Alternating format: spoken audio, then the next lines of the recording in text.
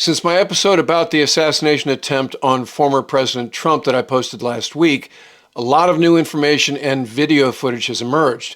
Here's just released raw video from someone who was near the building that the 20-year-old shooter, Thomas Matthew Crooks, was on top of. In this footage, you can hear the shots very distinctly, followed by a couple of second pause, and then a different sound of the sniper's single shot that killed Crooks.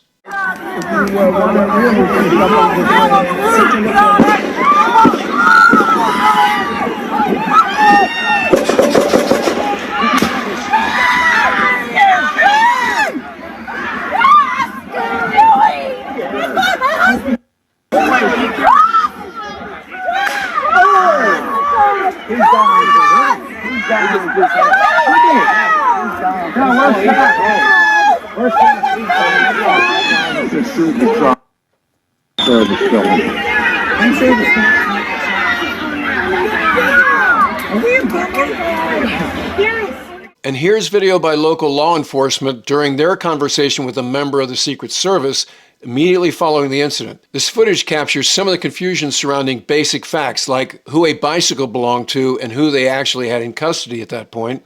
Also note that Crooks' body is still in place. Yes, these are county sniper scene and sent the pictures out. This is him. Okay, all right. We're right there, obviously. Got it. So the bike in the back, is he on that bike? We don't know. We don't know. So I don't we're just treating that as suspicious device. Correct. One second. I believe the sniper that seen these and sent the pictures is right inside this building. Michelle, is Greg in there? All right, so if you go to that window that's open and yell for Greg, that's the sniper that sent the original pictures and seen him come from the bike and set the book back down and then lost sight of him. Okay. He's the one that sent the pictures out. I don't know if you got the same ones I did. I think I did, yeah. He's like got his glasses on and he's...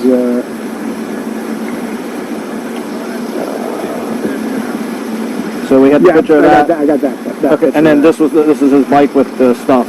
And our sniper seen him walking away from that, I believe. Okay. But he would be right inside that window. He's the one that physically seen this, sent the pictures, and called it out. Okay, so, and we have somebody detained, correct? That I don't know. People detained on this side. Our guy that was just up here told me that there's a guy detained who's the owner of the bike. And I said, no, that's the owner of the bike. Yeah, basically when I got We've been up here, so we wouldn't know that information. We just hold ass we got over here. Got it. No, problem. Is that all your stuff? That was one of our Yeah, so someone came up looking to treat him and Copy. Gas is off to the building, just so you know. Thank you. We had some... Yeah, they do. I talked to the guy. Those people detained were filming. The American Water was notified. They authorized. Maybe they were involved. Maybe they weren't. They will start somebody. Other than that, I haven't heard anybody. Well, I think it's the guys that saw them filming were like, oh, they were filming us, and then filming the guy up on the roof, and then filming us, and then when shots started firing, they tried to run away. I was like, isn't that what everybody would do that has a phone? You know, I'm not saying they weren't involved, but you know what I mean? Like that. It's up in the air right now, right? Right. So I got no problem detaining them. But again, I'm just trying to detain those guys, find out what they know, who they are, whatever. I'm trying to get clear information to relay back to DC. As Jack Murphy and I discussed during a previous episode on this topic, another detail that's come out is the comms lash-up between law enforcement agencies didn't facilitate the rapid flow of information in that there wasn't a common frequency. Another detail that's emerged is local law enforcement charged with watching the building the shooter wound up on top of were inside of the building rather than on top of it because, quote, it was too hot up there, end quote. On July 24th, FBI Director Christopher Wray testified before Congress about some of that agency's initial findings around the assassination attempt. In this excerpt, he answers questions from Representative Jim Jordan about a drone flight, the explosives found in Crooks' car, the encrypted comms on his phone, and what the FBI knows about communications between agencies before the shootings. Tell me about the drone. You act like you wanted to fill us in on that. Fill us in. So we have recovered a drone that the shooter appears to have used. It's being exploited and analyzed by the FBI lab. The drone was recovered in his vehicle. So at the time of the shooting, the drone was in his vehicle with the controller. In addition, our investigation has uncovered Do you know what time of day he flew it, and if he flew it on the day of the shot? Yeah. Oh, I'm sorry. Go ahead. So in addition, it appears that around 3:50 p.m., 4 o'clock in that window, on the day of the shooting, that the shooter was flying the drone around the area 2 for hours. about 11 minutes. I want to be clear, but when I say the area, not over the stage and that part of the area itself, but I would say about 200 yards, give or take, away from that. We think, but we do not know. So again, this is one of these things that's qualified because of our ongoing review, that he was live streaming, viewing the footage from that, again, about 11 minutes in around the 3:50, 4 o'clock p.m. range. 2 hours before, he's flying a drone in the vicinity of the route. About 200 yards away, yes. 200 yards. Okay, that's important information. What about the bombs that we heard about in the shooter's car? So again, the FBI lab is exploiting those explosive devices. Yep. There were, we've recovered 3 devices, 2 in his vehicle and 1 back in his residence. Are these what you would call, your experts would call sophisticated operations, or this? I don't know. That's what I've been told by people who have some understanding of this area. Yeah, I think it's, we've seen more sophisticated and less. I would say these are relatively, again, keyword relatively crude devices themselves, but they did have the ability to be detonated remotely. And so to that point, in addition to the 2 devices that we recovered out of his vehicle, there were receivers for those 2 explosive devices with the devices. And then on the shooter himself, when he was killed by law enforcement, he had a transmitter with him. Now, I do want to add one important point here, is at the moment, it looks to us, again, ongoing review, and I can't say that too many times, at a moment, it looks like because of the on-off position on the receivers, that if he had tried to detonate those devices from the roof, it would not have worked. Okay. But that doesn't mean the explosives weren't dangerous. And I'm sure we're going to get into all these subjects a little bit later as well. Tell us what you can about the encrypted platforms we've heard about. So one of the things that we're drilling into hard with the shooter, in an effort to try to learn more about his state of mind, his motive, his ideology, his context, everything else, is to look at all of his devices, any social media accounts he had, et cetera. And one of the things we've learned in finally getting into his phone, which was also a significant technical challenge from an encryption perspective, but in addition, once we got on the phone, it turned out he was using some encrypted messaging applications. And again, the same question relative to the bombs. Was this pretty sophisticated, or is this the kind of the norm you see with folks like, similar situation? How would you describe on this subject, I would say this has unfortunately now become very commonplace, and it's a real challenge for not just the FBI, but state and local law enforcement all over the country. Tell me exactly the scope of, does the scope of your investigation include what I call that critical 5 minutes from when the 6:09, when this is based, I think, on the information you've given to Congress, 6:09 when the shooter's identified on the roof, and 6:14 when President Trump is ultimately escorted off, and all that happens, the shots that take place in between there. Do you have access to the communications that were going on at the time in that critical 5 minutes?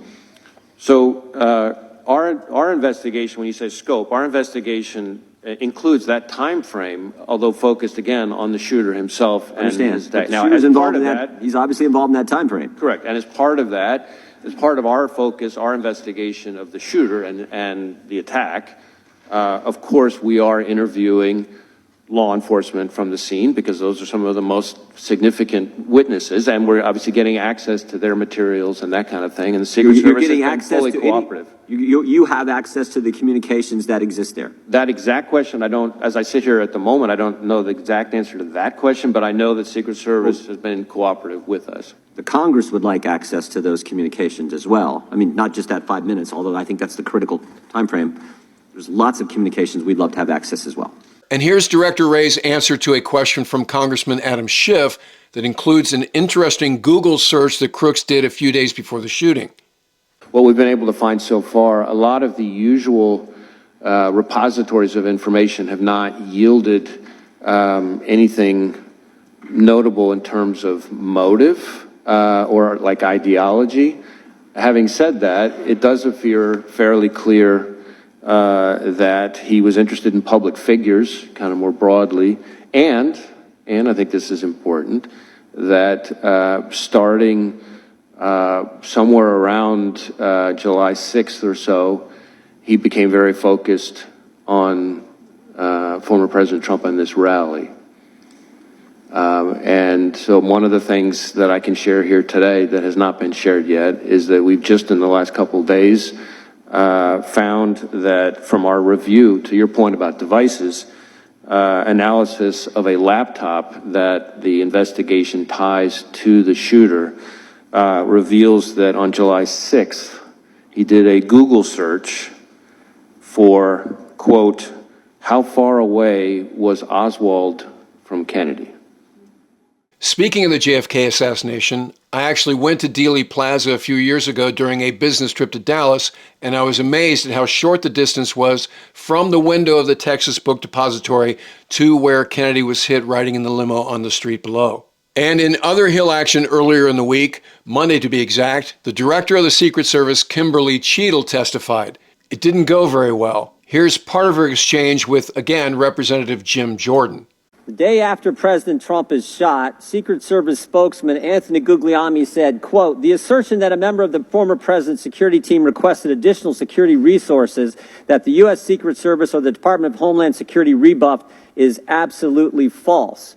The next day, Secretary Mayorkas said that is an unequivocally false assertion. We had not received any request for additional security measures that were rebuffed.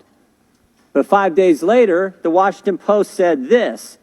Top officials repeatedly rejected requests from Donald Trump's security detail for more personnel. The next day, the New York Times said this. Mr. Guglielmi acknowledged that the Secret Service had turned down some requests for additional federal security assets for Mr. Trump's detail. So which is it?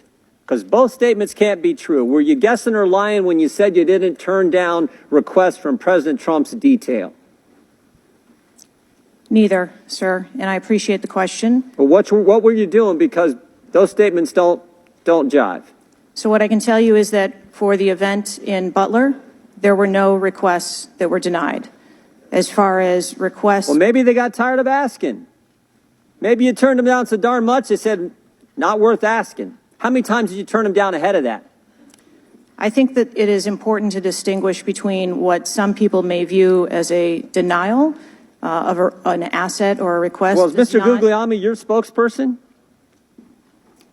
He said he acknowledged the Secret Service had turned down some requests. I'm asking how many?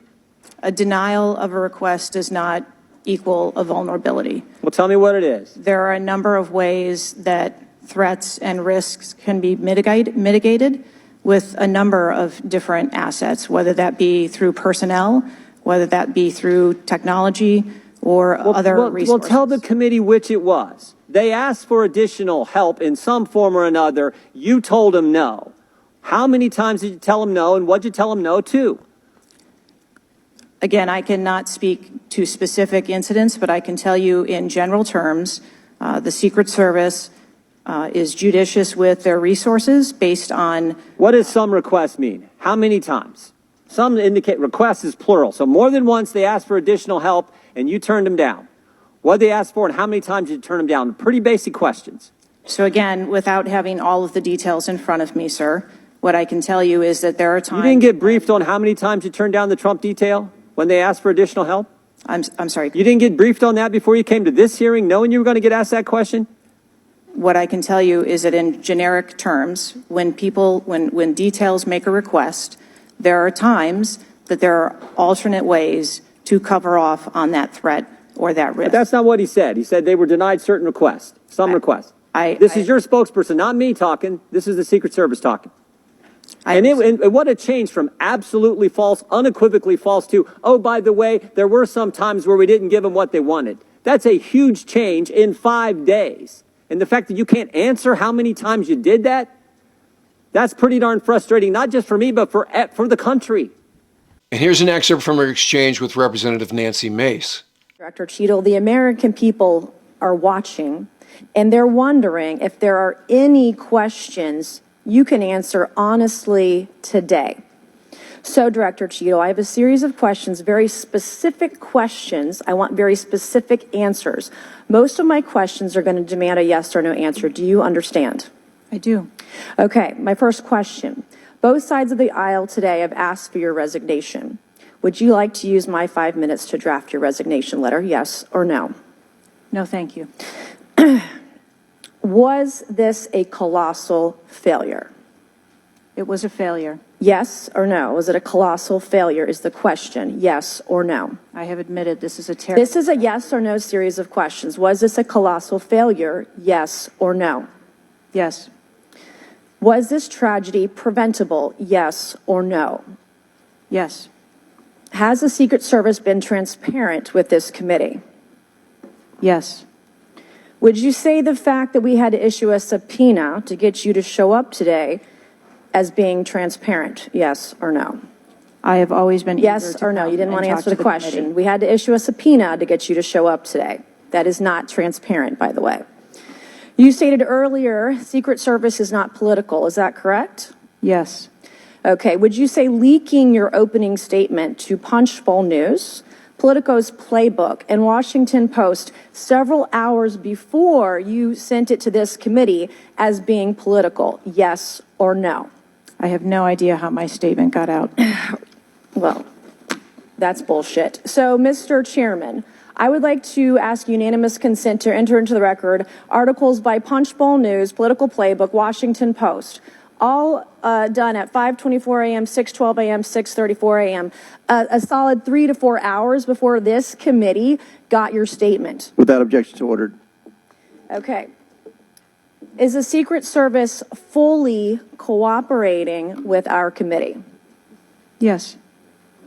Okay, you say you're fully cooperating with this committee. On July 15th, this committee sent you a list of demands of information that we wanted. Has the Secret Service provided this committee a complete list of all law enforcement personnel that were there that day? Have you done that? Have you provided a list to the Oversight Committee?